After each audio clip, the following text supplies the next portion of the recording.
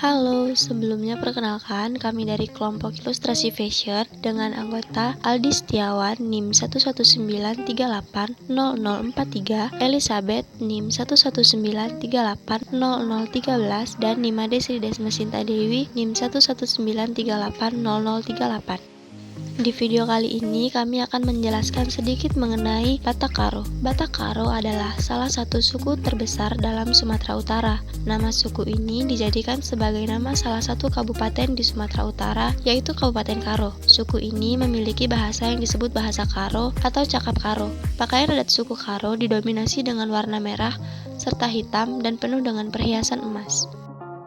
Yang selanjutnya, letak geografi. Suku Batak Karo adalah kelompok etnik yang mendiami wilayah Sumatera Utara dan sebagian Aceh, meliputi Kabupaten Karo, sebagian Kabupaten Aceh Tenggara, sebagian Kabupaten Langkat, Kabupaten Dairi, sebagian Kabupaten Simalungun, dan Kabupaten Deli Serdang, serta dapat ditemukan di Kota Medan dan Kota Binjai. Yang selanjutnya, bahasa atau huruf lokal. Bahasa Karo merupakan bahasa Austronesia yang digolongkan dalam rumpun bahasa Batak Utara yang umumnya dituturkan oleh masyarakat Karo di wilayah Kabupaten Karo, Langkat, Deli Serdang, Dairi, dan Kota Medan. Untuk aksara yang digunakan oleh suku Karo adalah surat Batak yang merupakan varian dari aksara Batak. Aksara ini adalah aksara kuno yang dipergunakan oleh masyarakat Karo. Akan tetapi pada saat ini penggunaannya sangat terbatas, bahkan hampir tidak pernah digunakan lagi. Yang selanjutnya, aksara. Surat Batak juga dikenal sebagai surat Nasampulusia atau ke-19 huruf, Sia-sia atau aksara Batak. Adalah salah satu aksara tradisional Indonesia yang berkembang di ranah Batak, Sumatera Utara. Surat Batak terdiri dari beberapa varian yang digunakan untuk menulis 5 rumpun bahasa Batak, yaitu Karo, Pakpak, Mandailing, Simalungun, dan Toba. Aksara ini merupakan turunan dari aksara Brahmi India melalui perantara aksara Kawi. Surat Batak aktif digunakan oleh masyarakat Batak setidaknya sejak abad ke-18 hingga penggunaannya berangsur-angsur memudar pada abad ke-20. Aksara ini masih diajarkan di Sumatera Utara sebagai bagian dari muatan lokal, tetapi dengan penerapan yang terbatas dalam kehidupan sehari-hari. Surat Batak adalah sistem tulisan abugida yang terdiri dari 19 aksara dasar dengan tambahan beberapa aksara pada varian tertentu, seperti aksara Brahmi lainnya.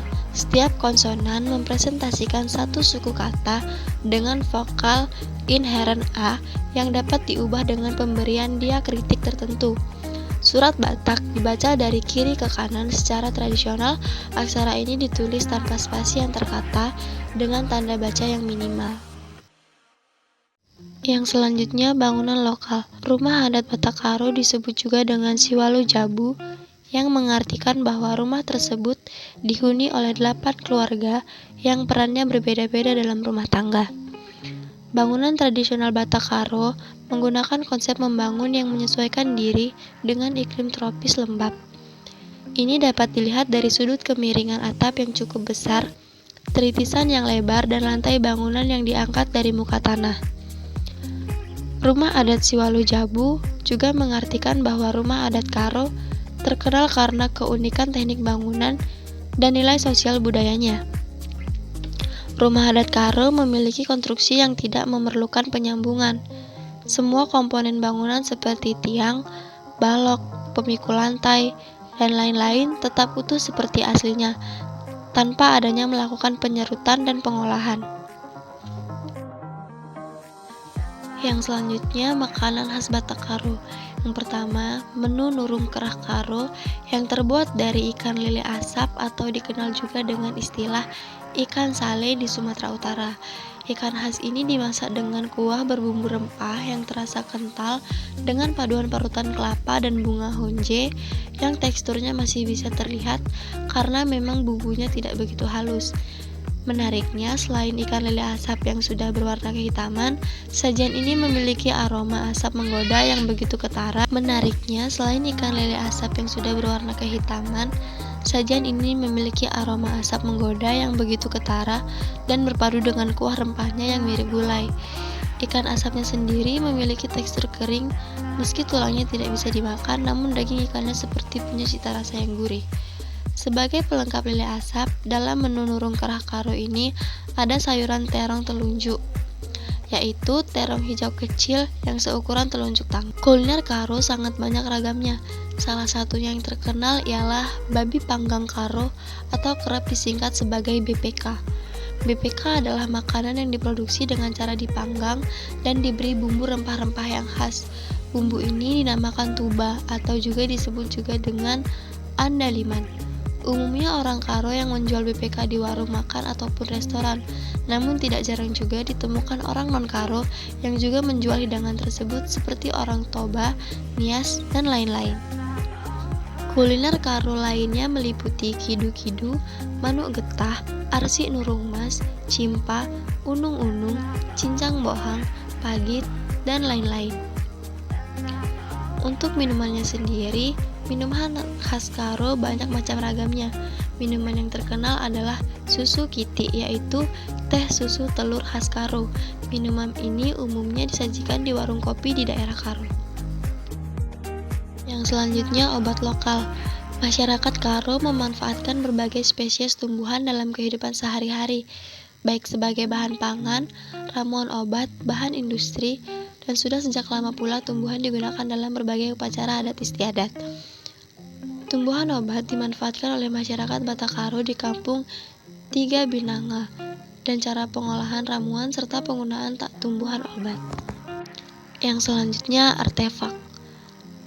Kelompok benda peninggalan berupa teknologi tempo dulu yang digunakan oleh suku adat Karo dalam bertani, berburu maupun sebagainya, terdiri atas bambu runcing, capah atau sejenis piring terbuat dari kayu, amakcur, kudin, nutu lesung atau numbu padi, dan senjata tradisional dan tempat sirih. Yang selanjutnya, baju adat Batak Karo atau uwis gara atau uwis adat Karo merupakan pakaian adat yang digunakan dalam kegiatan adat dan budaya suku Karo dari Sumatera Utara.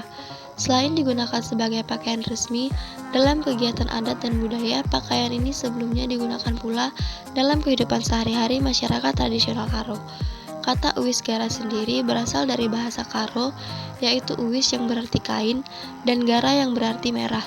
Disebut sebagai kain merah karena pada uwis gara warna yang dominan adalah merah, hitam, dan putih, serta dihiasi pula berbagai ragam tenun dari benang emas dan perak. Secara umum, uwis gara terbuat dari bahan kapas yang kemudian dipintal dan ditenun secara manual dan diwarnai menggunakan zat pewarna alami. Yang selanjutnya, upacara lokal. Terdapat 3 jenis upacara adat Karo pada masyarakat Karo. Pada umumnya, penggolongan kebudayaan berupa upacara adat tersebut sama dengan upacara-upacara adat di Indonesia maupun di dunia. 3 jenis upacara adat tersebut dibagi lagi ke dalam 9 upacara seperti pada uraian di bawah ini. Yang pertama, Nilo Udan. Ritual ini dilakukan bila kemarau tengah melanda. Biasanya dilakukan upacara pemanggilan hujan oleh seorang dukun. Yang kedua, Ngaleng Tendi. Ritual pada masyarakat Karo untuk memanggil jiwa seseorang. Yang ketiga, Mbesur Mbesuri adalah ritual adat suku Karo di mana ketika padi telah berisi, maka sang pemilik akan membuat makanan khas Karo yang bernama lemang. Ritual ini disebut juga dengan neritis. Yang keempat, Erpangir Kulau. Ritual budaya yang hingga kini masih dilakukan oleh masyarakat Karo, di mana mereka akan mandi ke sungai untuk menyucikan diri. Yang selanjutnya, Bengket Rumah Baru. Pesta yang diadakan untuk memasuki rumah baru. Pesta ini ruang lingkupnya tergantung besarnya dana yang dimiliki oleh sang pemilik rumah. Selanjutnya, Mapah. Sama halnya dengan Merdang Medem, Mapah juga adalah kegiatan tahunan pada masyarakat Karo di mana akan ditampilkan pagelaran budaya kesenian guru-guru Aron. Selanjutnya, Motong Rambai adalah ritual budaya pada ruang lingkup keluarga di mana hanya dihadiri oleh orang-orang terdekat saja. Ritual ini dilakukan pada saat menggunting rambut bayi.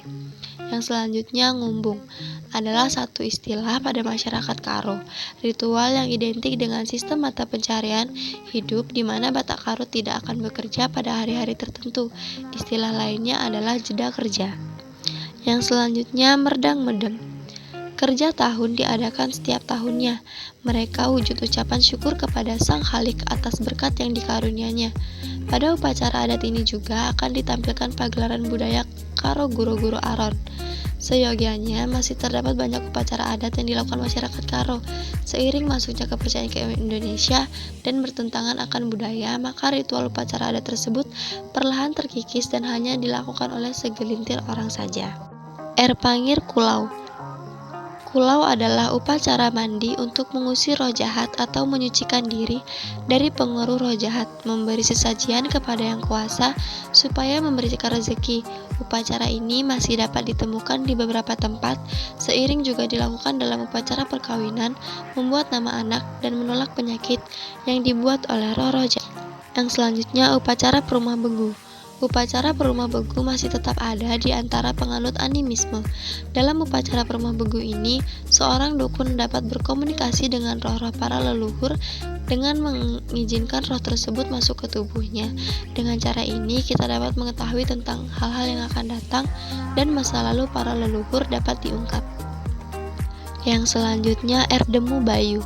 Upacara lain yang dapat dilihat dari Karo adalah Erdemu Bayu, yaitu pesta perkawinan atau pesta upacara yang melibatkan banyak orang, baik dari pihak pengantin pria, pihak pengantin wanita, kalim bubu, anak beru, dan sembuya. Selanjutnya, Ngepeken Tulan-Tulan.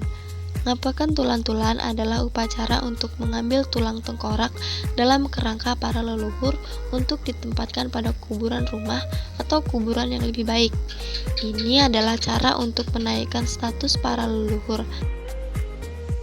Yang selanjutnya adalah kegiatan atau budaya lokal Batak Karo.